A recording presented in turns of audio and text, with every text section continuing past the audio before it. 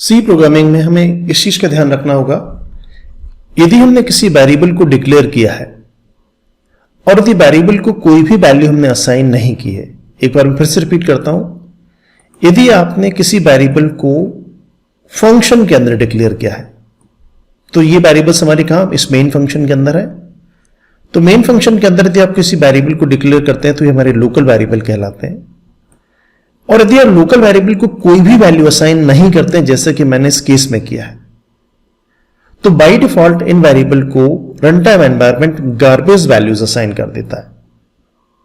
ठीक, तो इस चीज का ध्यान रखिएगा, किसी वेरिएबल को यूज करने के पहले उसको आप वैल्यू असाइन करना कंपलसरी है, अदरवाइज बाय डिफॉल्ट उसको क्या मिल जाएगी, उन वेरिएबल्स को गार्बेज वैल्यूज। देखिएगा मैं इसको रन करता हूं इस प्रोग्राम को, आपको क्या गार्बेज वैल्यूज दिखाई देती हैं। आप यहां पे देखेंगे कि ये कुछ हमें गार्बेज वैल्यू दिखाई दे रही है, क्योंकि मैंने वेरिएबल को कोई वैल्यू असाइन की ही नहीं है। तो इस चीज का हमें ध्यान रखना है कि सी प्रोग्रामिंग में किसी भी वेरिएबल को यूज करने के पहले हमें उस वेरिएबल को वैल्यू असाइन करना कंपलसरी है।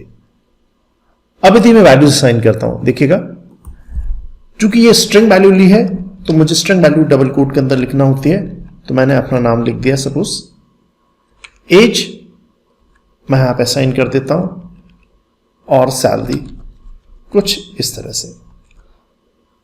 अब मैं इस प्रोग्राम को रन करूंगा तो जो वैल्यूज मैंने इन वेरिएबल्स को दी हैं, अब हमें वो वैल्यूज दिखाई देंगे।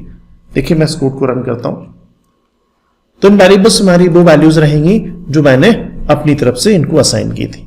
तो ध्यान रखिएगा, वेरिएबल को यूज करने के पहले उन वेरिएबल को वैल्यू असाइन करना कंपलसरी है। दूसरी चीज यह ध्यान रखना है, स्ट्रिंग वैल्यूज हमेशा डबल कोट के अंदर लिखी जाती हैं। यदि आपको सिंगल कैरेक्टर लेना है तो सिंगल कैरेक्टर हमारा सिंगल कोट के अंदर आएगा। मैं सिंगल कैरेक्टर स्टोर करा देता हूं, सपोज किसी ए नाम का वेरिएबल मैंने स्टोर करा दिया। यहां से मैं कैरेक्टर वेरिएबल डिक्लेयर करता हूं, तो ये हम ब्रैकेट हटाता हूं, फॉर्मेट स्ट्रिंग भी हमारी सी आएगी।